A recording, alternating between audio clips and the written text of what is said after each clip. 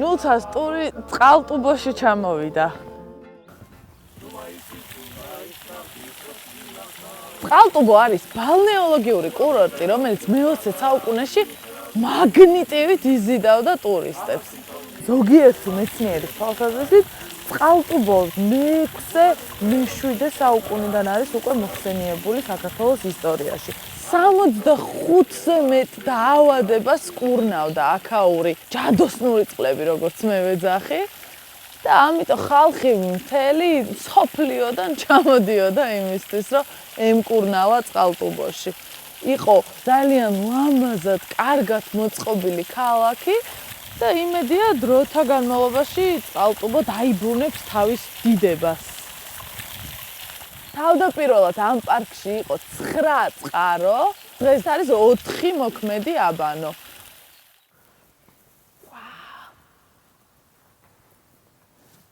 აბანოა თუ ოპერა?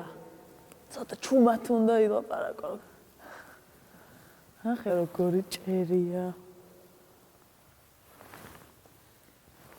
ყველა სანატორიუმი არის აქ, რაც კი მოქმედებდა წყალტუბოში თავის დროზე. უკაცრავად სტალინი, ბერია, საით უნდა წავიდეთ? ბერია, სტალინი. აქეთ წახვალ მოგკლავენ, იქით წახვალ მოგკლავენ. ორივე შემთხვევაში წავიდეთ, ახლა ბერია ვნახოთ ჯერ. ნახე რა დერეფანია. წითელ ხალიჩაზე მიდიხარ. აბა, გამარჯობა, სად მოვედით?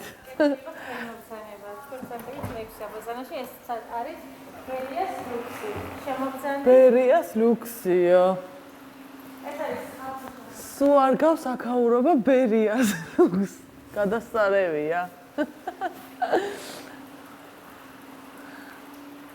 სახელი ისეთი ქვია, რა ხო იცი რაღაცა სხვა რამეს ელოდები, მაგრამ ნახე. ეს არის წყალქვეშა მასაჟი, რომელსაც აკეთებს ერთმანი და ჭავლით მუშავდება მთელი ორგანიზმი. ვაა!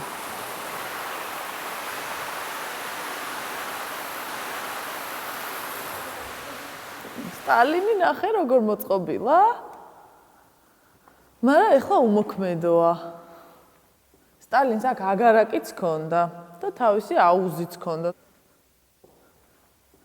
პირველად ღებულობ აბაზანებს უწყლო აუზში, მაგრამ თუ კარგად მოიქცევი, წყალსაც ჩაგისხავთო.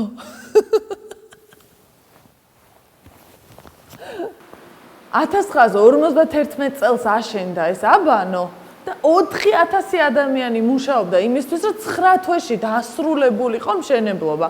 და ყველაზე დიდი აბანო არის და ეხლა რომელ აუზშიც შევალთ, ეგ აუზიც ყველაზე დიდი არის და 1951 წლის მერე როგორიც იყო, ზუსტად ისეთია ეხლაც.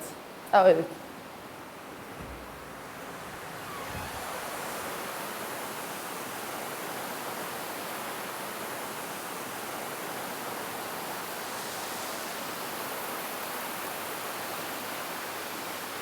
წყალტუბოს მხარეთმცოდნეობის მუზეუმში ინახება ყავარჯნები, რომელიც თავის დროზე აქ განკურნებულმა პაციენტებმა დაყარეს და თქვეს, რომ ჩვენ აქედან ჩვენი ფეხით წავალთო და უფრო მეტი ყავარჯენიც არის, მაგრამ მაგდენი ადგილი არ არის.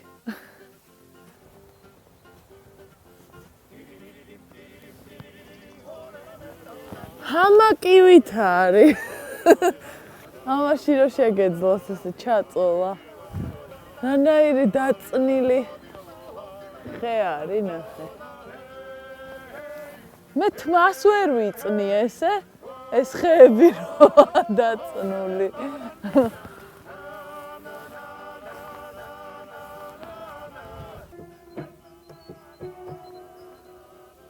ეს უნდა დაეხურათ ხოლმე და არ გაფუჭდებოდა.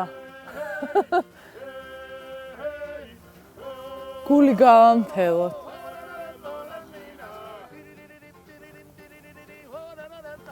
თარო ვატარო საერთოდ და ვიღაცებს გავახედო ხოლმე. ციყვები ყოფილან აქ, მეც შემთხვევით ჩანთაში თხილი მქონდა, მართლა შემთხვევით მქონდა თან. და რა ვქნა, მიმოვფანტავ და თვითონ იპოვიანო. მოდით, ციყვება, ესე. ციყვ. ციყვებს ეგრე ეძახიან ალბათ. ციყვ. ძაღლების ისიც უნდა იყოს. აბაზანები ცალკე, რომ აი კოჭლობას არ ჩენდეს. მართალია, ძაღლი კოჭლობით არ მოკვდებაო, მაგრამ ბალნეოლოგიურ კურორტზე ერთი პატარა აბაზანა რო იყოს ძაღლებისთვის, მოურჩევდნენ კოჭლობას ძაღლებს.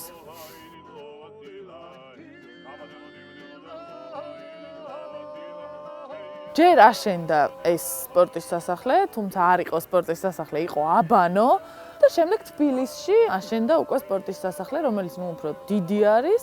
თუმცა ხედავთ რამხელა განსხვავება არის სპორტის სასახლე.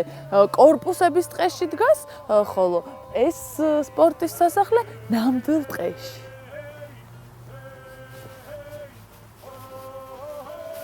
რა სევდიანია, რომ ესეთი სილამაზე დღეს ესეთ მდგომარეობაშია. ალბათ აღადგენენ, ხო? ადრე თუ გვიან. სილამაზის წყაროსთან მოვედით. და ისე ამ ბოდიალში შეიძლება ბოლოს უკვდავების წყარო აღმოვაჩინოთ.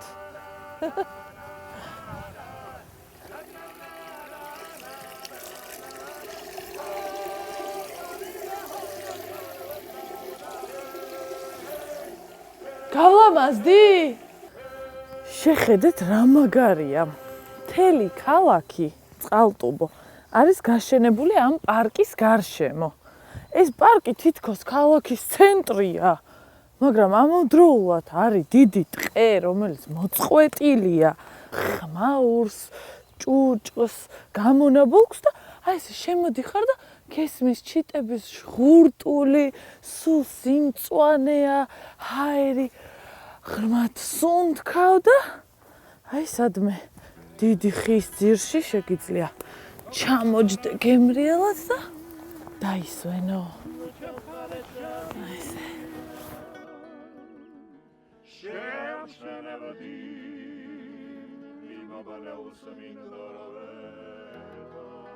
ოცდაერთი სანატორიუმი იყო წყალტუბოში და ერთ-ერთი იყო ეს უმშვენიერესი მედეა. წარმოგიდგენიათ, აქ რა ტრიალებდა თავის დროზე?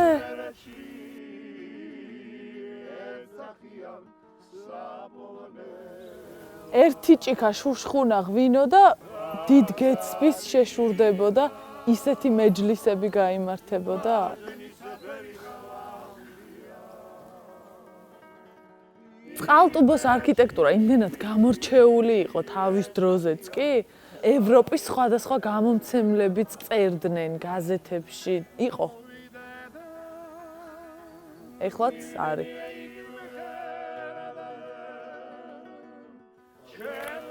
რამე ესეთი ფოტოსესია მეც მინდა რა. ან მეცადე ეგეთი კი არა, აი ესეთი.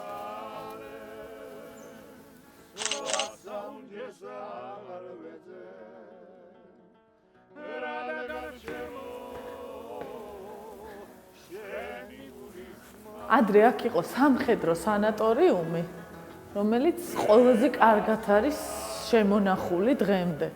აი ხედავთ რა სილამაზე დერეფანია, რაც ესპანეთში გეგონება თავისი ყვავილებით და პალმებით.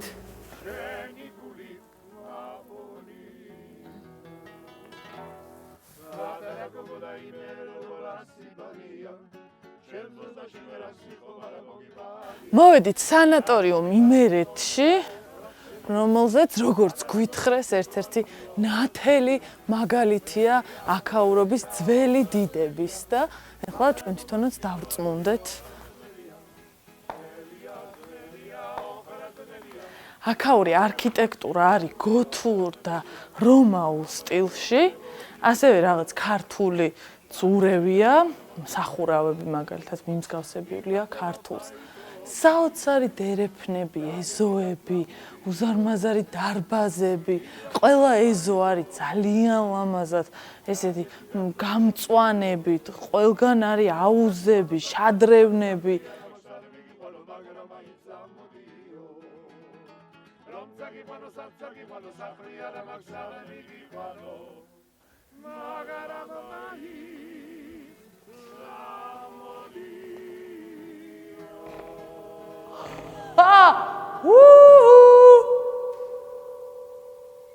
წყალტუბო!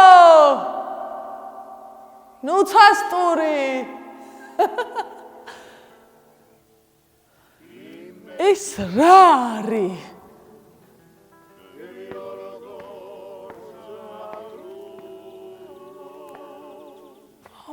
აქრო თავის დროზე მოხვედრილი ყავი ამ კიბეებზე. ადი. მე აქედან ჩამოდი. მე აქეთ ამ მხარეს ადი. გამარჯობა, ყველას რო ესალმები და შეიძლება გული გაგისკდეს, რომ ფიქრობ იმაზე, რომ ოდესღაც აი აქ სიცოცხლე ჩქეფდა და ეხლა რა მდგომარეობაშია. წყალტუბოდან 5 კილომეტრში არის სოფელი ჩუნეში. სადაც აი ეს ულამაზესი სახლ-მუზეუმი არის ნიკო ლორთქიფანიძის. რომელმაც აქ გაატარა თავისი ბავშვობა და ხედავთ კიდევაც რანაირი ბავშვობა ექნებოდა ამ სილამაზეში რომ იცხოვრებ. ახლა გეგონება ხალიჩა არის სპეციალურად დაგებული. გამოხვალ წამოგორდები.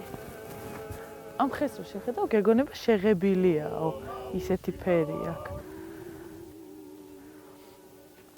ნუცასტურმა იმერეთში, წყალტუბოში იმოგზაურა ძალიან სასიამოვნო, სახალისო, ძალიან ლამაზი, სუფთა და გაზაფხულური მოგზაურობა გამოგვივიდა. და რაც მთავარია, აი ამ ჯადოსნური ეზოდან იმერული ჰანგებით გემშვიდობებით. გოგოროჩინა იმერეთი ზიანი მაგალიანი უსაშველო ხელრაშლიანა გვიმადიანი სიღოვარულის ძას გასავლის სათაბლის ვინიკი უსათუო და გალაღადები მაგორაცის